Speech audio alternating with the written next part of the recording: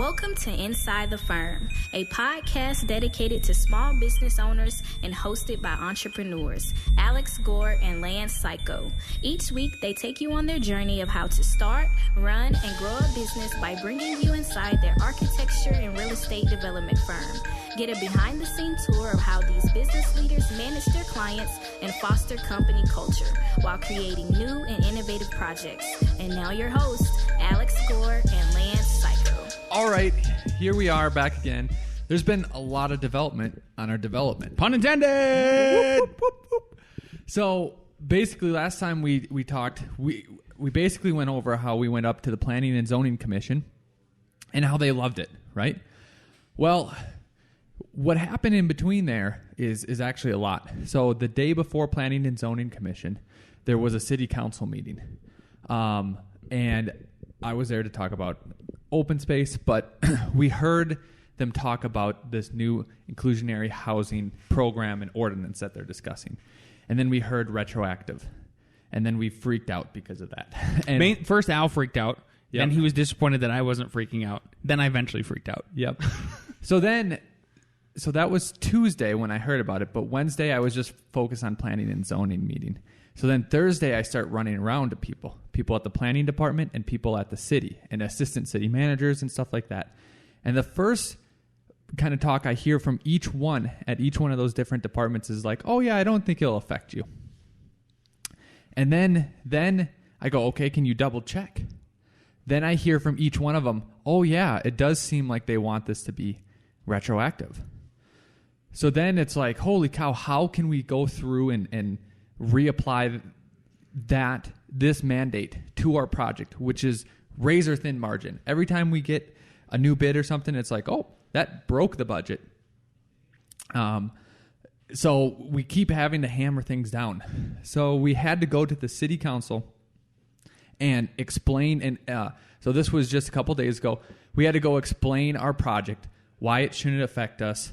And what was kind of cool about this, which was different, is that for the meetings with the neighborhood meeting, I led the meeting, went well, did the presentation. For planning and zoning meeting, same thing. And Lance was always my backup. Lance was always the guy like that would fill things in that I missed, or that I would ask him like questions, whatever.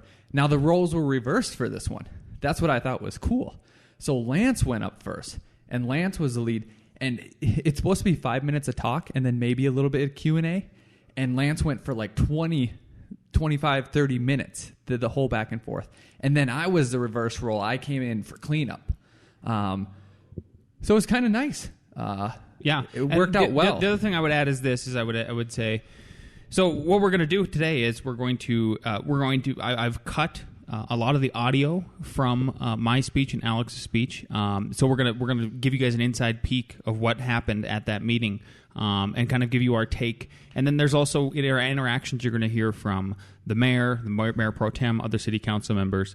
But the big picture was we ended up getting 9 developers in total, or people from the development community there at that meeting, because we sent out we found out about all the active developments in Longmont, and then we sent out a mass email out to all of them and explained to them what is coming down the pipeline, why they should be in attendance, and that was critical. Again, getting people there focused and fired up, and so that you don't just look like you're one sniveling, whining guy. At the end of the day, this is a bigger issue that everybody should be concerned with. So again, if you are going to step from the architecture role into the developer role, the first thing that we said is go meet with city council, invite them, explain your project to them.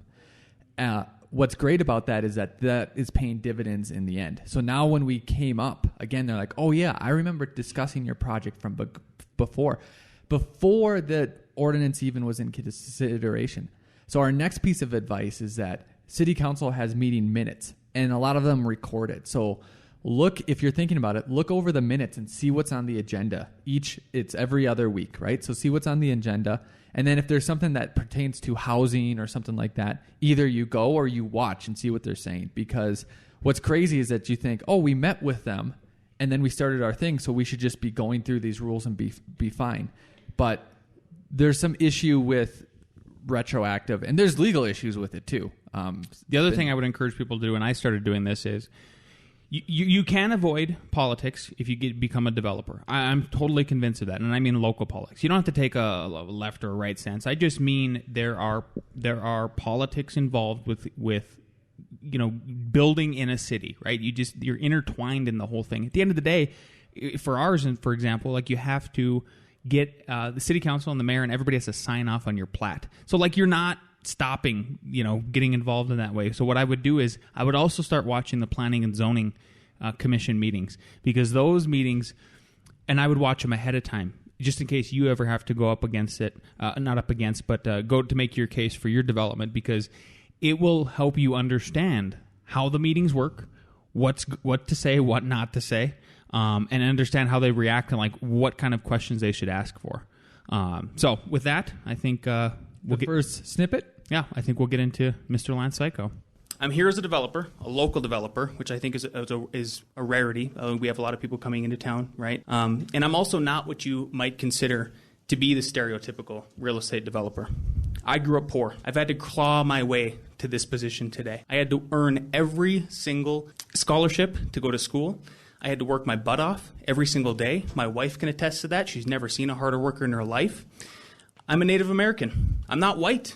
I'm not the typical, stereotypical developer that everybody thinks of, this big, evil, greedy guy. I'm not that guy. There is no silver spoon in my family.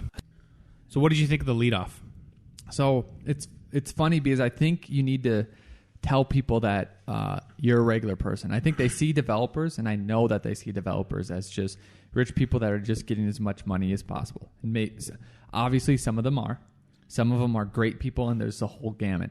So you have to introduce yourself and who you are. And it even made me think about, what's so crazy is that you see some really rich people have really fancy, nice cars, right? And I always thought, like, if I had a fancy, nice car, like, I didn't want to drive it all the time. But they don't drive those all the time. Maybe it's like the ones that are like 200, 400,000, right? Because you don't want to get it bumped. But I wonder, like a Rolls Royce, Ferraris, Lamborghinis, stuff like that. That's a hefty. That's a house level. Keep going. Exactly. But like, can you show up to one of these meetings in a Lamborghini? Probably not. and here was one of not that we don't have one. Don't worry, we don't have any Lambos. Here's a piece of advice again.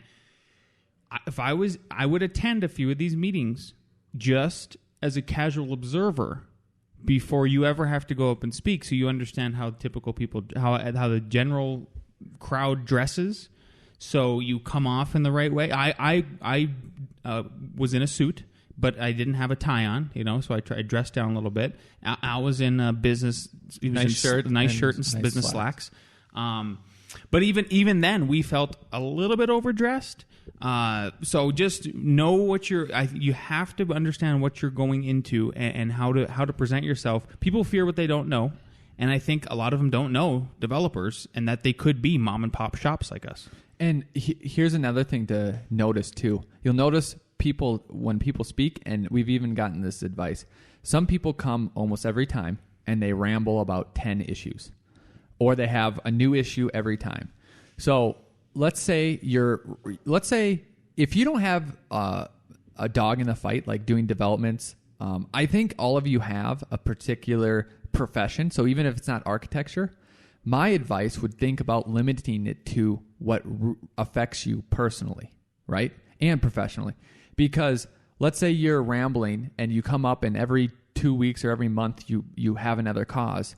They're just going to blow the one that's really important to you, the one you really care about, to them is equal to every other one. And you're just someone who just comes and says stuff all the time. So think about that too. The boy who cries wolf, right? It's as simple as that. How do they know which one's really important? If you cry wolf on every time. Yeah. Okay. I spent the better part of a decade starting and building a small architecture business here. Now we are the largest firm in town. We give back routinely to the Longmont Downtown Development Authority with 2 different projects, all of our time, all of our money, all of our sweat equity. And now we're on the verge of starting a development that includes a much-needed affordable workforce housing with all units in the $300,000 range.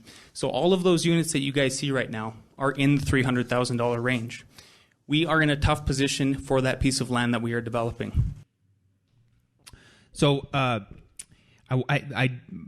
reason I put that in there in that part of it was because the interesting thing about where we're developing is it is a up and coming neighborhood. And so once again, I think zeroing in on the fact that not everybody where they're developing is making money hand over fist, and that we had to make the point that we had to keep zeroing in on that this is an infill site. This is a difficult site to build on, because later on in that, I cut this out. You won't hear this audio, but later on in the speech, we made the point of if we were building these on the south end of town, we could sell them for a much higher price. The profit margin wouldn't be there. I mean, it would be incredible. So one of the neighborhood prospects that's amazing that we've done some of the houses for. I just looked. One of the neighbors. Sorry, neighborhoods. Prospect. Oh yes. Okay houses, good design. I like them.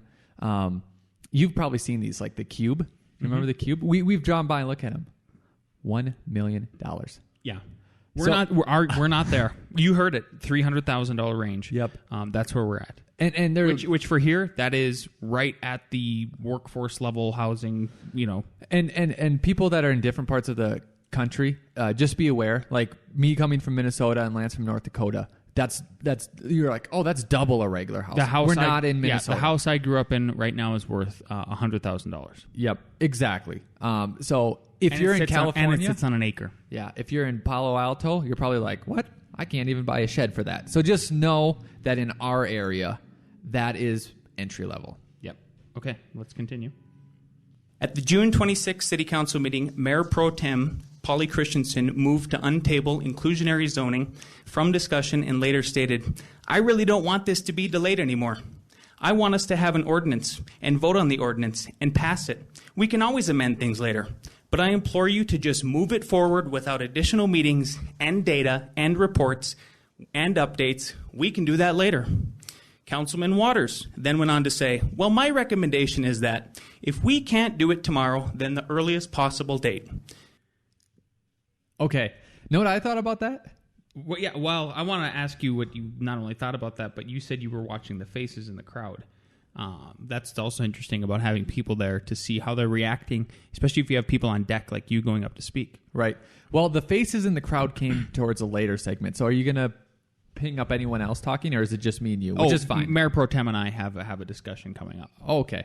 The thing I would say is at the moment when I was hearing it, I was almost like, oh, if you're reading a quote, you have to read it in a generic, regular voice. It almost sounded like, I know this is nuance, but I think that's what's cool about this discussion, right? Because it's like, oh, you're kind of doing a girly voice, which could be seen as like you're trying to insult them or something. I don't think any of this was conscious. But what I'm saying is that one time when they were talking later, and they talked about, one guy brought up an AAR, an after actions review. So we're doing a little AAR right here. So the quotes were good because you're saying what they said. So we're not bringing this out of nowhere. Exactly. The analysis and it made us look like we were researched because we were researched. Yeah. So I thought it was all good. The nitpicky thing is to everyone else and us in the future is, okay, if you're saying a quote, just say it in a normal verse, like Mayor Pro Tem said, at this date, blah, blah, blah, blah, blah. Don't go into a quotey voice. Because we're not like I did. Yes. And then you'll see even some professionals on podcasts, unless you're a paid actor, don't go into a quotey voice. You're not a paid actor. So it's interesting that's how it came off to you. Can I tell you where my head was at and what I was trying to convey and exude from that was that like an escalating tone. In other words, you know what I mean, like that a concerned tone in her quote. Oh, okay. Well, like a growing cadence is what I was going for. A sense of urgency. Sure. But it came off as almost mockery. Almost mockery. Okay. Fair enough. Mockery. I wouldn't say it reached that level. Fine line. How about that? Exactly. And so be careful with it. That's the thing. Okay. There are these fine lines, and we were talking about other issues. It's like, okay, is it worth that line or not? If not, just go regular. But don't be afraid to do it, because I think you have to hold people accountable for what they say in these public forums, because number one, it grabs their attention. So I knew, understand who you have to try to win over, right? So one of my points with quoting her and then the other council member who made comments in the same kind of tone was that I want to grab your guys' attention. I want you guys to engage with me. And at this particular city council meeting, that's what it was an open forum, and that's why I was up on the stand for 25, 30 minutes, because then they were willing to talk back and forth. Like, I had her attention because of that. Yep. Normal city council meetings are not an open forum. Normally, it is you get to talk for 3 minutes. They might ask you a question. They probably won't. So at the end, you can say, "Are there any questions?" Yep. Okay, let's continue. Here's my position and recommendation. I'm on the ground floor. I urge you all to exclude all projects that have already been accepted by the Planning and Zoning Department. What I don't think you understand about those who are currently under planning review is that they have already invested hundreds of thousands of dollars in land, architectural and engineering fees, and that their budget is not based on an unknown ordinance. If you do not provide an exclusion, then this workforce housing project dies. What I hope, this is what we've been trying to get across, and I think it's been successful, is that honestly, it kills the project or delays it. So we just had a discussion. We're having a meeting next week with someone who's trying to inform us of how these codes apply, right? And the main reason I'm going there is to see how they apply to our future projects and other clients that we have. What means and why this, we're in such a tight schedule that even they're like, oh, okay, just change a couple things, and then resubmit it. Changing a couple things takes some months. A resubmittal takes a month.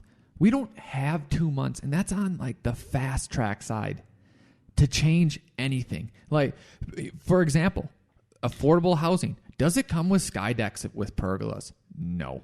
Does it come with a lot? You don't have to do 2-car garages. That's why a lot of them do 1-car garages. So then we have extra parking on there that delayed us months. Like, does it come with these other amenities? And then no. So then if we change that, what's so nuanced about this infill site is that, okay, how does that affect everything else that's around it? Do you make other decisions based on that?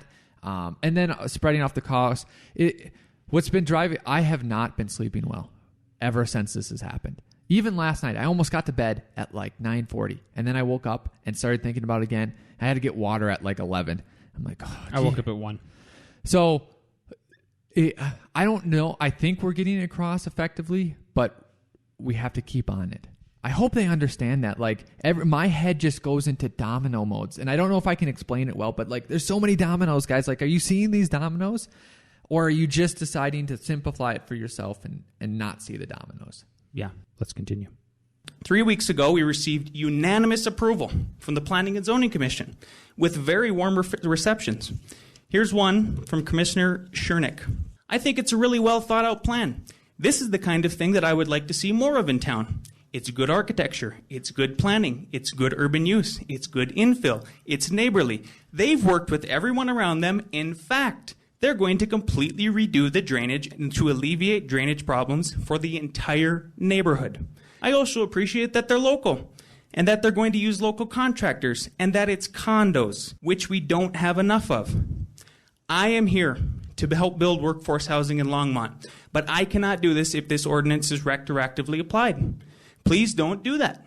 It's immoral. It's unethical. It will only exacerbate the housing shortage in Longmont. Okay, 3 things. So number one, just so everybody knows, that is basically the end of my speech. And then from here, we're going to go into, it's going to be a back and forth between me and city council members. The first thing is, I have to ask you, Al, was that quote? How did that quote come off? You did a quotey voice, but it was for a guy. So like, if it was for a girl, it was more female in nature. But again, I just say, just do your regular tone of voice. Just do your regular tone of voice would be fine. Yeah. There were people that explained to us going into this meeting that you need to show a sense of emotion. So know that like that was kind of my take on it, but now in retrospect, I think I would agree with you. Yeah, you just go back to the quotey voice or whatever. But your emotion came through when you were talking, not in some of these clips, but in other things. Yeah. So when it was affecting you, when it's your family. Sure, like that. sure. And then the last thing is definitions matter. So I want to make this very clear is that we are using... There's two definitions for housing as it relates to affordability is number one, and then there's workforce housing. Workforce housing is if you are in Boulder County, the AMI average median income for a single person is $60,000. A couple is $120,000. Statistics say that 30% of that income should go towards your mortgage if you are going to be a homeowner. So that's where they're getting. That's how the City of Longmont, Boulder County, where we are at, are defining what is workforce housing based on those numbers. Affordability is different. That's where you start landing in between the 80 and 100% AMI. Or 60. Or 60 or lower, or all these things. So know that you have to make sure you stay on point and, make sure you keep with the definitions. Because just like how I'm using their words, they can use them against you too. So be aware from that. So then from here, then we start with some Q&A with Mayor Begley. Nobody's in the queue, but I've just got a question real quick. So you handed us this. This is, I don't understand. So this is PZ, there's a document that looks like it says PZR. Hold it up, Mr. Mayor, please. One. Is that the one that's signed, or is that where we are suggesting solutions? No, it's signed Chairman, Planning and Zoning Commission. Okay. It's PZR 2018 Go ahead. So my question is, where are you in the process? So I hear you're stressed out. We can detect that. You're Very much worried. so. So my question is, what am I looking at? On June 27th, that is I think we've got that the next day. Is that right, Al? Give me a thumbs up. So the next day we received approval. What we're missing is the final plat approval, and we would love if that process would speed up. And then the day we also got that, which would be June 27th, Mr. Mayor, was we submitted for building permit. We're expecting our first comments back from that on August 8th. And then from there, again, there's no self-imposed deadlines. It's just, well, we typically do this. Well, can we start to set some self-imposed deadlines, and that way people have a target to move towards? So when everybody, there was a previous sequence where the self-imposed deadlines comes up is that I went on. There was about 5 or 6 points I touched on after my speech about the inclusionary zoning and not trying to having it not applied retroactively. We talked about things that we're seeing that the planning and zoning department could improve on to help streamline the process better.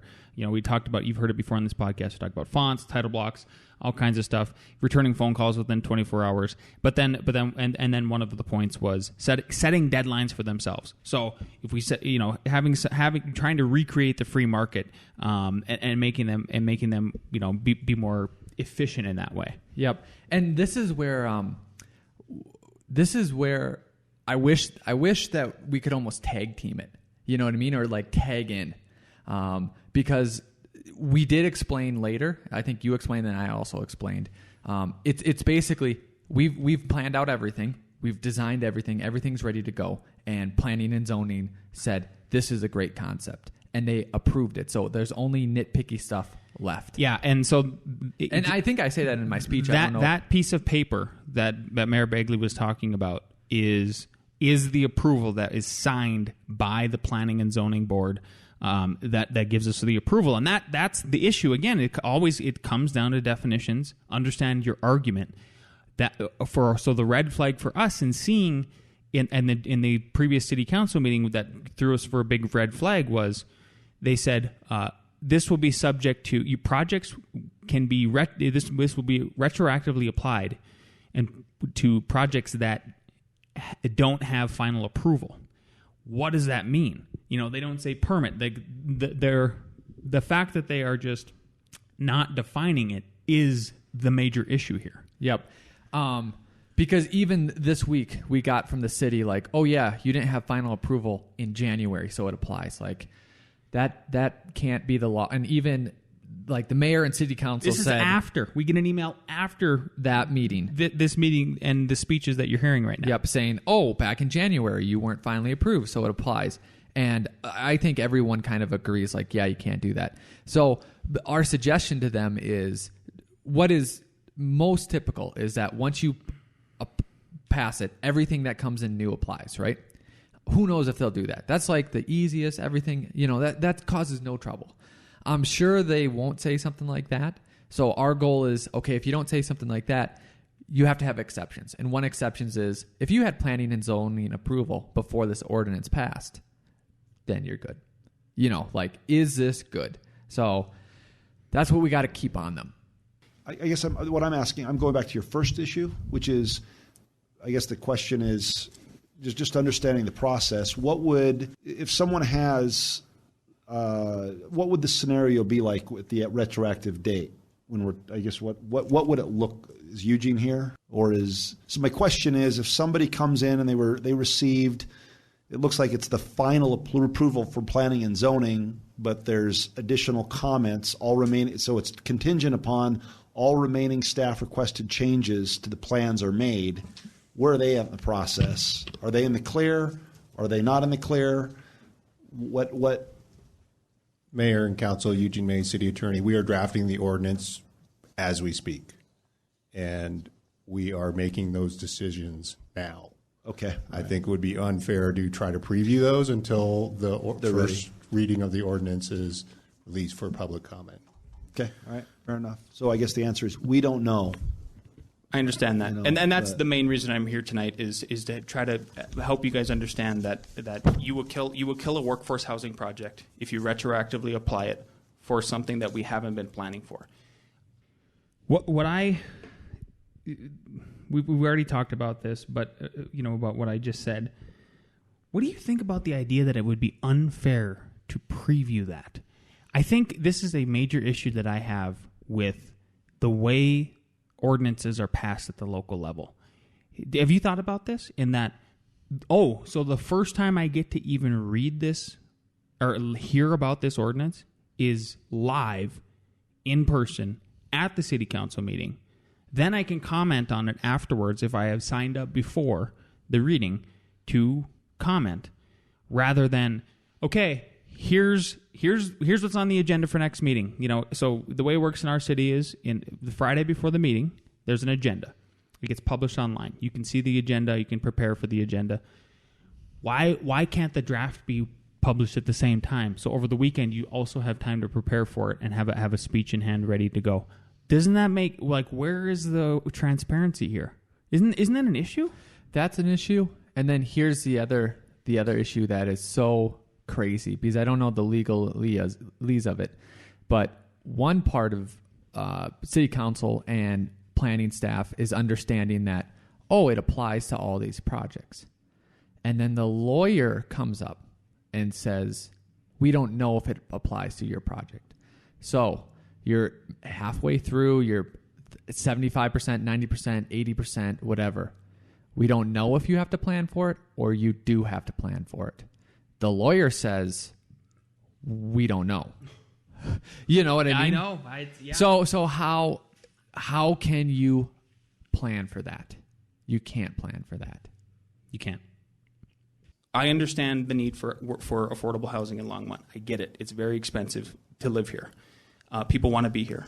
But if the developers don't have a target to aim at, basically the minute they buy the land, or let's say they've been holding on for 10 years and they finally decide to get off their butt and do something with it, if they don't have a target to aim towards, they can't make their numbers work. If you all of a sudden said, it'd be like if I bought a car and then 2 years later I had to pay a $20,000 tax on it because I didn't expect that. It's just completely unjust, I think. I would urge you to think very critically about how you're going to apply this. I think it's fair if you give the developers a target. Councilmember Martin. Thank you, Mayor Bagley. And City Attorney May, I'm sorry you walked all the way back up there because I've got another question for you. I seem to recall a few council meetings ago that you had some remarks about Mayor Pro Tem Christensen's wish that the new ordinance be retroactively applied, and I think you made some, you warned us about some circumstances that limited our ability to do that. Could you repeat that if you understand what I'm referring to? And if you don't, just tell me I'm imagining things. You wish you would have worn that suit tonight, huh? Mayor and council, I'm not exactly sure what you're referring to. I think what I meant to say back then was we understand council's direction is to apply the inclusionary housing ordinance to as many developments as possible that's legally defensible. And that is what staff is working with, the legal staff is working with the planning staff to determine that. And at that point, I asked for council's indulgence to give us discretion to come up with that trigger date and process that we think will implement council's direction as well as be legally defensible. Legally defensible. Yes. And not arbitrary and capricious. Because an arbitrary and capricious line is means that you can legally bring up a case, which means they have to legally defend it. So legally defensible doesn't mean morally right, and it doesn't mean it's what's good for the city. So what we didn't know was how many developers were going to show up and what their comments were. And a lot of them was they have so many projects stuck in the pipeline. So city council somehow has to give the lawyers the direction of, okay, that's what's legally defensible, but then they decide what is good for the city. Should we flood, should we let these ones go through, knowing that, more are coming through, or should we delay them, fight legal challenges, and gum up the system and not have those housing comes on? And even if ours are a little bit above affordable housing, one thing that I hope they take into consideration is what I did, where I bought a small house that was not that expensive. It was probably in the affordable housing range. And then, I saw a house that was a little bit more and I wanted to move up because I got a bigger family and all that. So people will move into all these houses that if you let them build, and some of those affordable ones will open up too. So I hope they realize that that's probably a better path for the city than taking this other path. Yeah. Let's see what Mayor Pro Tem Polly Christensen has to say to Lance. Mayor Pro Tem Christensen. While I respect your position, I don't agree with this being cast as retroactive. This is not retroactive. Longmont had a inclusionary housing policy for many, many years. It took a hiatus from 2011, and it's taken me 4 years to restore it. So this is something I have talked about frequently. This is something that I believe the development community knew was coming. This is something in December I was told that when I asked the developers that anybody putting in putting in for any kind of development be told that this was pending legislation and that they would be subject to it, just so that developers would not be blindsided. And I know that you have been talking about Chrisman development for several years, and it's a great development, and I remember speaking with one of your architects, I think a year ago, and talking about it and saying, are you going to have any affordable units? And they said no, because we can't afford to. And I respect that, but that is what we need. So this is not a retroactive thing. We're not applying rules to something, for instance, like the taxes. You referenced applying a tax to a car that you've been driving for a year. This is something that has been a need that a previous city council turned their back on, and now we're restoring it. This is, as Councilman Waters said earlier, just one tiny bit of getting some affordable housing here. We have invited developers for the last 3.5 years to take advantage of the incentives, and we have not gotten one single affordable unit as a result. So now we are not going to invite them anymore. We're going to say you need to pay your share. And that's what it is, because we're all working on this together. And we do need you guys, but, as Councilman Rodriguez said, we are trying to build a town in which people like earlier people and the people over here are trying to have something they can afford. And I think you're sincere at wanting to provide really decent and very nice housing for people that they can buy into. It's not what is called affordable housing, but it's affordable to some. That's why I use the word workforce. Yes, it is.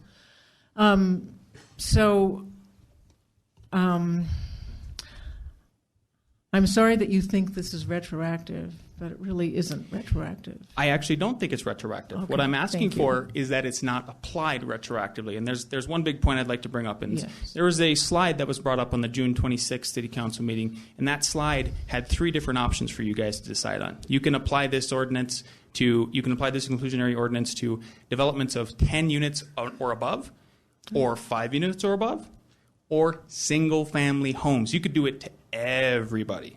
And I think that's where you have to admit it's a moving target for these developers. So while we are aware that these things are coming up, the fact that it is a multiple-pronged moving target is a little discerning. And our bankers don't really appreciate it. It's hard for us to deal with it. The numbers I gave you right there that you're looking at, that 2% margin is so razor thin. The only way that the bankers are buying into what we're doing right now is because I'm the architect, I'm the developer, and I'm the builder. So I'm taking a 30% cushion risk on this thing. That piece of property, I guarantee, would not get built by anybody else because we are uniquely positioned to do it. So first, let's apply the retroactive.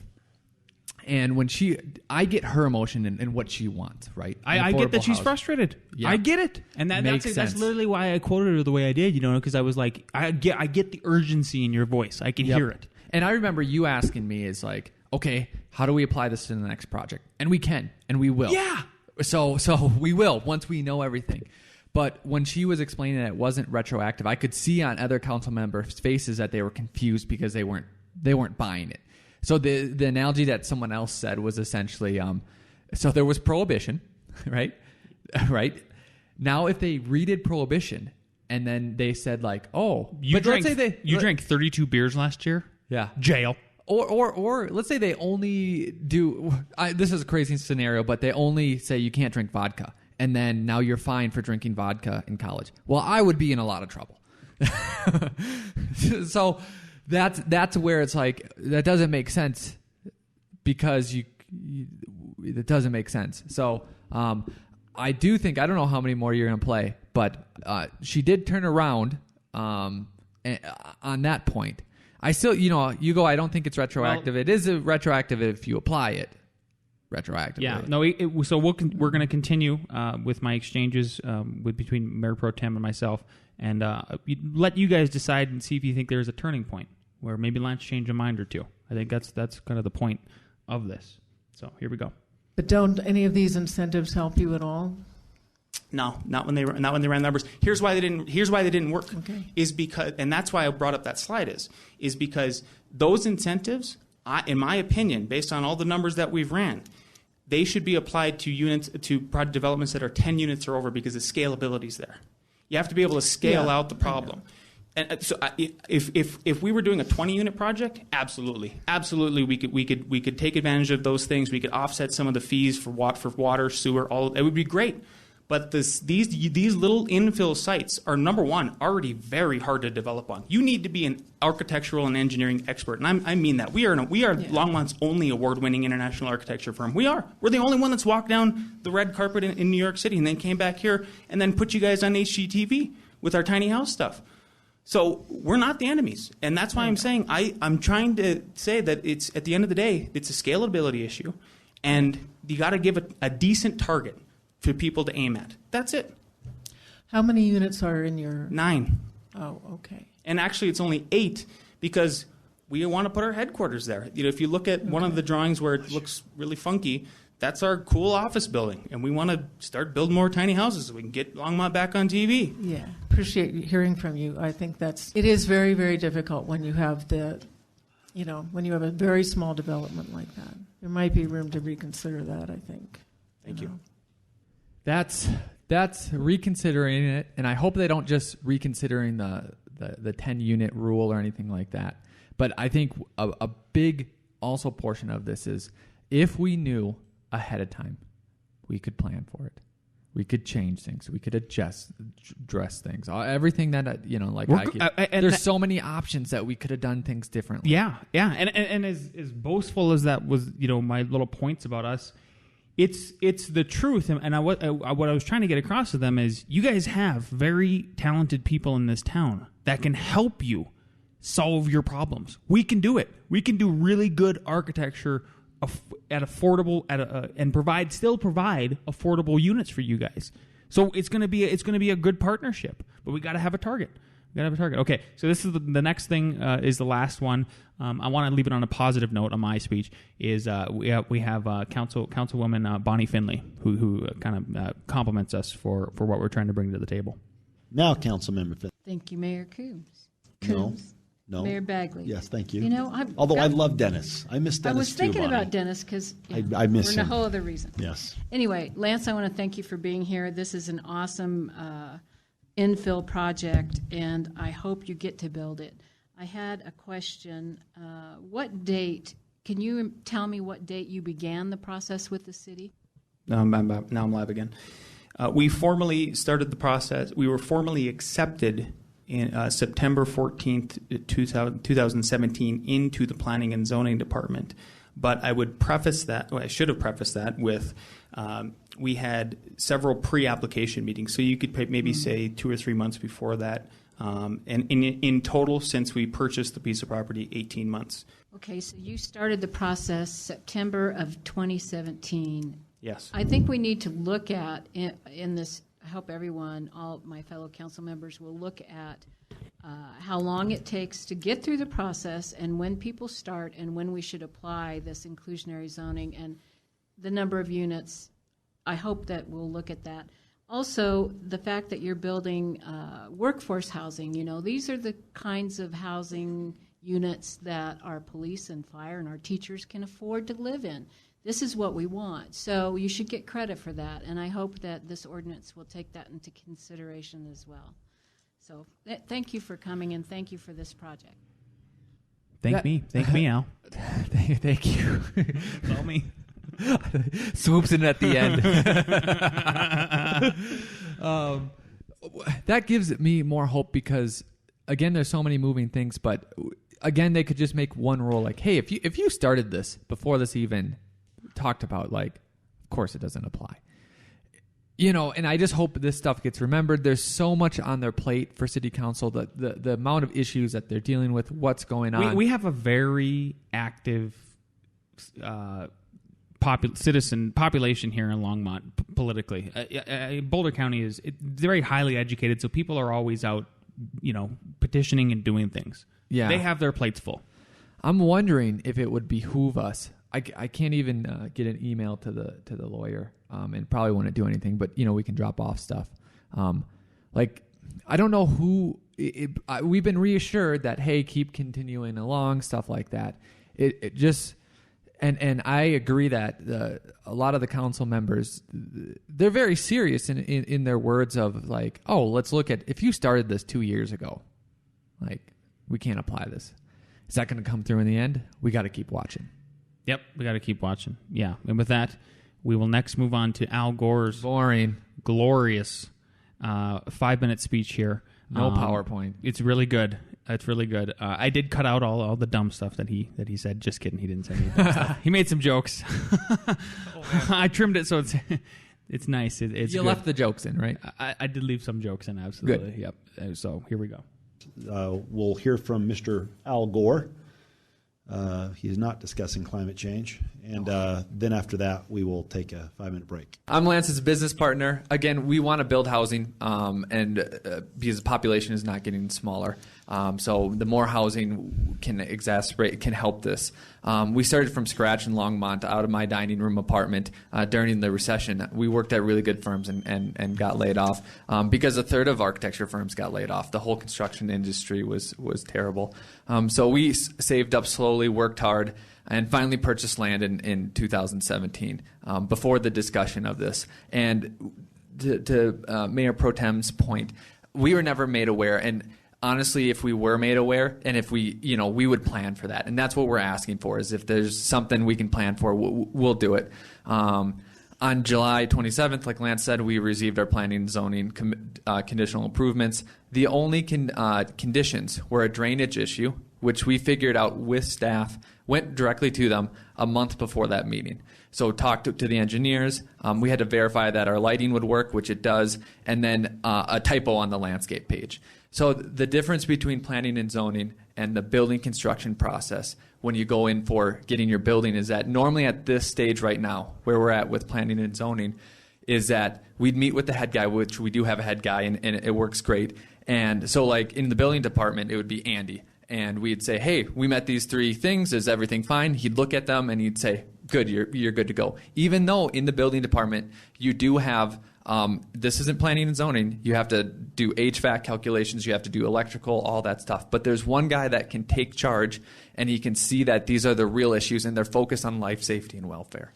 So the planning department, they have their processes because I know that there's a whole bunch, and maybe for smaller projects, there should be something different. But for this project, it's those 3 issues. And what I'm really afraid of, I'm immensely scared of, because what I'm hearing from other developers is that it should be that issue. Those 3 things should be done. I fear we're going to get comments back that our irrigation isn't irrigating some small part of the thing. So then we have to redo everything. We have to send it in. It takes a week to get in. Then they have to plan out. It'll take months. Do you think that as professionals that we're going to let some irrigation thing, not work? We'll see it in the field and we'll fix it. It's not affecting life safety and welfare. So I think that they're going towards that, and their recommendations are spot on. Is give those planning guys the authority to say yes, you're good, and then tell them, hey, we're eliminating some of this nitpicky stuff, which might take some discussion that we're helpful for. But that's a huge difference. Building department, they'd say, oh, you fix these 3 things, you're good to go. Planning department, it's whole new submittals and this whole new process. And again, on bigger projects, I cannot speak to larger projects. I can only speak to our small project. So if we had to apply these rules that we don't know yet because it doesn't exist to our project, it would kill it.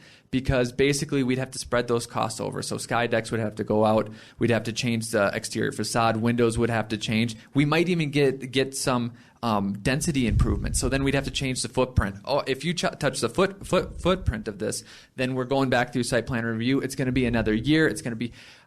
We saved up our personal money by living lean to pay for this. We don't have any more money or any more time for this project. Like Lance said, Lakewood, Denver, Boulder. We fly through those. When planning department asks for something, I will run over and give them whatever they want. It's anything they want, we'll give them right away.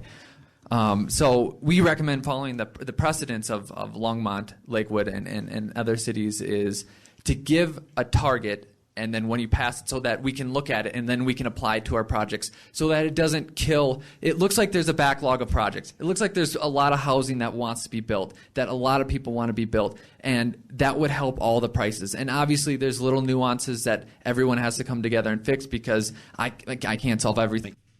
So number 1, no wonder why you're so thin. You have been living very lean and running to and from city council with drawings.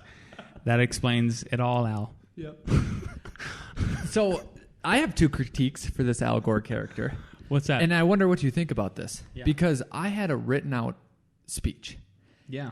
And what I did is I took the secondary role of, because you read your written out speech, was then applying to all the different comments that came up during your talk, and a lot of them we didn't play, and during other ones. So then instead of a steady pace written out speech, it was a neurotic back and forth of all these issues. Mine. No, mine. Yours, yes. It was a neurotic. There's this, because I talked about planning and zoning, and what you didn't hear was there was a whole discussion with Lance about planning and zoning. So, like, I brought that up. So it was more of a reaction, a neurotic reaction, than a calm, cool speech. So I don't know, like, should I have just read my speech and not responded to what happened in the ones before me? I would love. This is one of those podcasts where I feel like we really could use some input from everybody who's listening. If they would message us, email us, see what they think about it, because it's hard for us to like pull our noses from 1 inch away from this whole thing. Well, just tell me your gut. My gut is, yeah, exactly. I was going to get to that. So people should please let us know what you think. What do you think of, like, was this the right way? Or would you guys think it can't? What's your perception? My gut says, though, if we're thinking about this as if like this is a 12-round boxing match, okay. If you think about it that way, okay, maybe my half-hour dialogue with them was like, wow, that got us to round 8. Okay, what do you do in round 8 then? Do you come at them and you just, because what yours is jab, jab, jab, jab, jab, jab, jab, jab, jab, jab, jab, jab, jab. By the time my wife got up there, which we're not going to do her speech or anything like that, so she spoke after we had an intermission. I felt like she was kind of a knockout. She didn't knock him out. I'm not saying she convinced him or anything like that, but she was like throwing uppercuts because it was like the third person. And actually, then even after that, there was another developer too. So I guess that's the way I'm thinking about this, is like, how does it come off if it's a boxing match? Well, I'm so glad you brought that up. So MMA is what I watch, but same sort of concept. So they go in there with a plan, and Mike Tyson says you always have a plan until you get punched in the face. Yes, right. So I think that you can play this a little loose. Is that okay? You go there with a plan, and then you adjust the plan for each round, and each round is the next guy, right? I think maybe what was crazy was that this was already 2 hours into it, right? So my thing is, okay, still adjust the plan and address these issues, but tell yourself, be calm, don't worry, you have enough time and all that, because he said we're going to go to break after this. I'm sure everyone just wanted to leave. It was real long, but still, just that would be my suggestion to myself, is say, okay, I know that you're going to mix it up because the plan changed, but still be calm, thoughtful, and when you're speaking. Yeah. This was your third time, I think, fourth time speaking in this kind of respect at either a commission or a city council level. So it just takes practice. Again, if you're going to get into development, you're not going to separate yourself from this stuff. So just be prepared for that. And it's not even about being enemies or anything like that. It's just be prepared for it and figure out how you're going to navigate your way through that. And before we leave, I would say, I think you should start establishing relationships with everyone beforehand, and that's the way to go. And start on the help. And I hesitate to offer our services right now to planning and zoning because I feel like they might be pissed at us, right? Because before, what we would do with Lakewood is that we would say, hey, what's your standards? And then we tailor our plans for it. So we did that with Longmont, and we even supplied them with a whole list of their standards and what page you could find those on. So normally it should go smoother, but for some reason it didn't, right? So I think other people can take a fresher start, and maybe you are having issues, or maybe you're just starting a project. Go in, talk to them, say, okay, what's your standard? Say, hey, we are planning to do this. We're planning to take all of your standards and letting you know what page it's on. Any other suggestions? Any other comments that just freak you guys out that hurts you? And then I would say, okay, you're assigned a planner. Maybe you go tell the building department that too. I'm just spitballing ideas here, but start the relationships early. And get a history, get a precedent set, because you can see that it came through when they knew who we were, they knew our project, they understood it, and it made it more personable. So we weren't just these, crazy rich developers, robotic people. Lambos, man. Lambos. All right, with that, please email us, let us know, and hopefully somehow Nick reads just ties into this. He usually does. I have no idea if it will this time, so we'll find out. Hello, best friends. I hope you all had a great week this week. It's been a few minutes since we last talked. A reading. Ride the electric sewer. To break the status quo, employees must come face to face with the worst operational problems. Don't let top brass, middle brass, or any brass hypothesize about reality. Numbers are disputable and uninspiring, but come face to face with poor performance is shocking and unacceptable, but actionable. This direct experience exercises a disproportionate influence on tipping people's cognitive hurdle fast. Showing the worst reality to your superiors can also shift their mind fast. A similar approach works to help sensitize superiors to leaders' needs fast. Yet few leaders exploit the power of this rapid wake-up call. Rather, they do the opposite. They try to garner support based on a numbers case that lacks urgency and emotional impetus. Or they try to put forth the most explanatory case of their operational excellence to garner support. Although these alternatives may work, neither leads to tipping superiors' cognitive hurdle as fast and stunningly as showing the worst. Blue Ocean Strategy by W. Cham, Kim, and Renee. Lance and Al. Earmuffs. Josh, I enjoyed our meeting the other week in sunny Florida. I didn't have your home address, so I sent the job offer to F9. But don't worry, I marked it super top secret, not to be opened by Al Gore or Lance Cayko. So, yeah, heads up. Alexa, order me 10 pounds of organic gummy bears. Toodles! Organic gummy bears. I love the people that think they're going to lose weight because they're eating organic gummy bears. That's real. That's real. My wife, just ask her, if you ever want to prank her, be like, hey, honey, do you want to eat some? Marilyn, here's some organic gummy bears. I figured, we're trying to watch our weight, so we switched to organic. I'm blinking slowly at you. No, I know other people too where it's organic or it's vegan, but it's all processed and it's like, no, that doesn't just because you're eating you're still eating processed nonsense, processed sugar. Yeah. So we'll light that letter on fire. And Josh, what letter? It never came. Yep. It's funny. I didn't know Josh met with him. So it tied in. Here's how it tied in. Shock and awe. Give them the worst reality. That is exactly what we did, especially in my speech, was this project dies. We're going to kill workforce housing.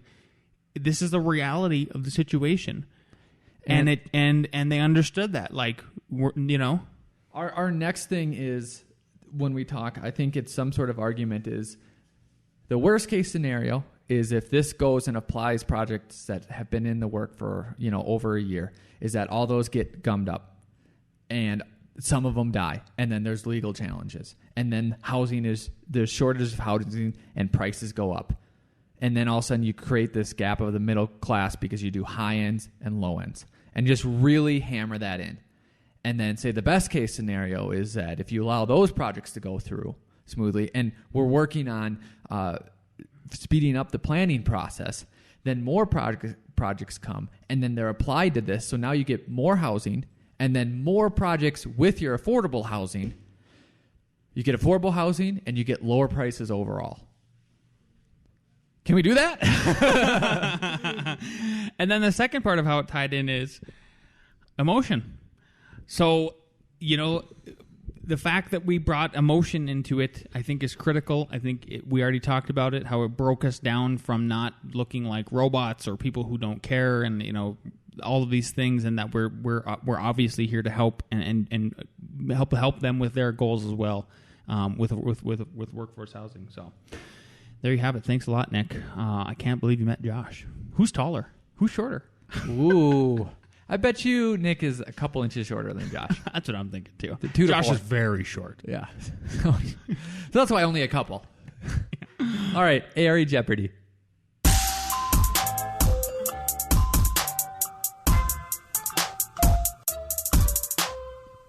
All right, first A.R.E. question. When considering a fire separation wall between buildings that are connected, the fire wall extends from A, first level, top of subfloor, to highest level, top of subfloor. B, lowest sheathing to highest sheathing. C, concrete foundation to underside of exterior siding. D, from underfloor to roof. One more time. So firewall, you all got what we're talking about. Is it from the A, first level, top of subfloor, to highest level, top of subfloor? Is it B, lowest sheathing to highest sheathing? C, foundation, concrete foundation, to underside of exterior sheathing? D, from underfloor to roof?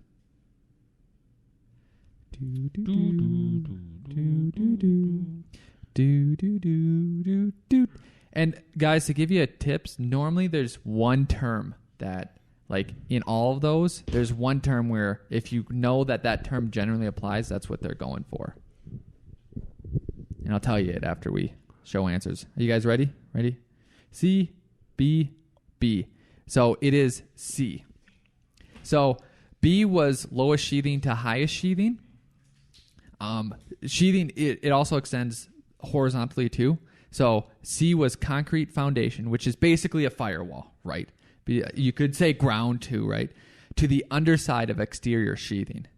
So the building is still connected and is connected through that sheathing. So you only have to go to the underside of that sheathing, either vertical or horizontal.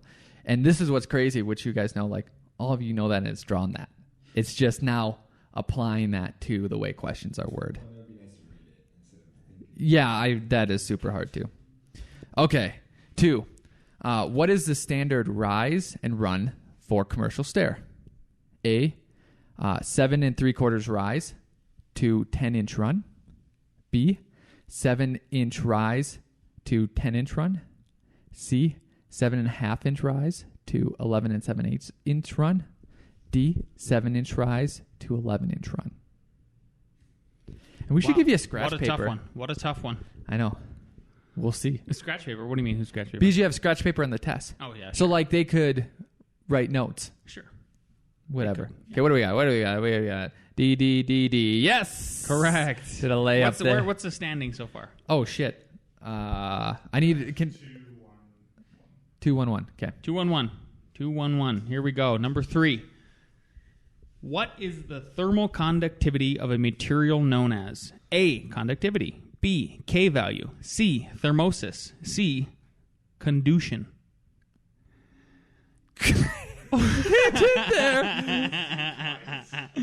Oh, sorry. D, conduction. Okay, I'll reread it again. Number 3. What is the thermal conductivity of a material known as A, conductivity, B, K value, C, thermosis, D, conduction? I wonder if you made up a word. Al, come on now. No hints. You good? Okay, we got it? We're good? What do we got? A. They're all wrong. K value is the correct answer. B. K value. Yeah. What is the K value? The made-up word, there was 2 of them, actually. Thermosis, completely made up. D, conduction, completely made up. So there you go. I love you. Like, conduction? All right, so it's still 2-1-1? 2-1-1. Okay. Number 4. What is the unit of sound absorption equivalent to the absorption of 1 square foot of open window known as? A, sound transmission unit. B, decibel unit. C, Sabin. D, window sound rate. I'll read it again. Number 4, what is the unit of sound absorption equivalent to the absorption of 1 square foot of open window known as? A, sound transmission unit. B, decibel unit. C, Sabin. D, window sound rate. Some things might be made up as well. So what's cool about this is what I told everyone last time is that like the end of the tests, the last couple of ones, I feel like you fly through because they'll use the same words in. So you'll see like K value and you go, oh, I know that's conductivity, but they'll be asking about moisture. So they're like, that one's eliminated. Yep. So it's like process of elimination. Process of elimination, deduction. Mm-hmm. D, C, B. C. Sabin. We have a tie. Good thing I wrote number 5 then. Okay. So C is Sabin. So I always remember that as Nick Saban, coach of Alabama Crimson Tide. Yes. Roll Tide. That's what you have to do. Roll damn Tide. All right, 5. Unless, This what is if the Mark tiebreaker. gets this? This is the tiebreaker. Yeah. What if what? If Mark gets it? Yeah. All right, number 5, tiebreaker. Here we go. For all the marbles. What is the cornerstone used at the exterior angles of a building to visually indicate strength known as? A, cornerstone. B, stone of power. C, strength stone. D, coin. What is the cornerstone used at the exterior angles of a building to visually indicate strength known as? Yep. A, What is the name of the cornerstone? cornerstone. B, stone of power. C, strength stone. D, coin. What do we have? What do we have? What do we have? What do we have? A, D, A. It is D. Yeah, we have a winner. I know, right? Oh, just for fun. Yeah. Just I giggled when I thought about that. Stone of power! All right, the ramifications. Jason has to pick lunch, and then Mark has to wear inside the firm shirt next Friday. Everyone, get them on Amazon. I don't even know if they exist there. Just type it in, see if it works. No, they do. They do. Look at that. How about this? If you go to on the Facebook post today that announces the Podcast. episode, in the comment section, I will put a link. You can buy one. They're not they're not expensive. They're like a $12. lower rate. Yeah, something like Whatever. that. They're actually just like at market rate, no profit. Wear them every Friday. Please. Do it, Yep, people. and listen. No, do it. Not please. Okay, do it. Get after it. You got it. Okay, we'll wrap up. So just want to give a quick shout out to Eric Bratzler, who has been messaging us quite frequently. It's awesome. He's been asking us questions about Thumbtack, but most recently, so he's a listener. He posted a really cool blog post this morning on his own blog. He is with respace.design. So if you go check that out, and Al will put a link up in the show notes on the website. So if you go to respace.design / does photorealistic rendering benefit you? You can probably just Google that whole thing and find it as well. What's awesome is he breaks it down. He does this really cool blog post. So he breaks it down of like how does it benefit how does it benefit you, the architect? How does it benefit the developer? And how does it benefit you, the client, so that you can visualize your house if you're doing a house. And then what I really liked is at the end of his blog post, he gave a list. He didn't put prices because he's smart of the levels of renderings that they will do. So level 1, level 2, level 3, all the way to 9, and then they get more detailed and everything like that. What I like about that is we do rendering. We're doing some right now, right? Are we out? We're doing like walkthroughs and fly-through stuff. So we still do them for other people. Sometimes other firms, contractors for it. You need to think in that kind of level of detail about: am I doing a very quick down and dirty version, or am I doing a very heavy version, so that you can define and understand from your own perspective how many man hours it's going to take if you have to upgrade any new software, so you can provide your clients with an accurate quote. Al Gore. So a lot of times we give like level 9 top-notch rendering speeds. It's they cost $1,000 plus, and they look amazing. What we've been doing now is the program Enscape. I think it costs like $250 to $300 a year, and we can do fly-throughs, right? Because that's what we're doing, a fly-through. But what's great about it is that you can export an image. Now, the DPIs aren't that high. It's not going to be that big. But for our project, what is crazy is that we popped in our development project, and I got that. Did you see the cover page of the? That was just from there. We didn't have to do anything to it at all whatsoever. And then we got an interior review for basically nothing. So check that out. May be for you, may not be for you. Then we bought $250 worth of entourage, which is cars, peoples, all that stuff. So that's all I have to add to that. There you go. Thanks for everybody for listening. We really hope you enjoyed it, and then please know that we're serious. We'd love to hear your feedback on what you guys thought about how things are happening, because we have at least 2 more meetings that we have to go to make sure that that the ordinance isn't retroactively applied for us. I got one more thing to add. So we'll be doing a webinar, myself and Mark LePage, next Wednesday or Thursday. Let me get it up right now. So I'm going to go to my calendar, and I'm going to send out emails to people that are on my email list. It's next Thursday at 2 p.m. with Mark LePage. It's going to talk about our Revit training, and then the majority of it is going to focus on how to implement it, what are some tools, what are some tips. So probably the easiest way to be aware of it is go to the Entree Architect Facebook group. Join that Facebook group. I'm sure he'll post it there. He'll post an announcement, and then you'll see it. It's a good place to get resources, but just let you know, we'll be doing something special. So if you're looking for tips and about Revit and all that stuff, that's coming up next Thursday at 2. You can email me directly at akg@f9productions.com. Tuesday, give them a date. Do you have a date on that? The 26th, or just get on Entree Architect Tuesday, Facebook. the 24th of July. 26th. Okay, then it's a Thursday. There you go. My bad. Entree Architect, Facebook. Go there. Check it out. All right. Thanks for listening. See you next week.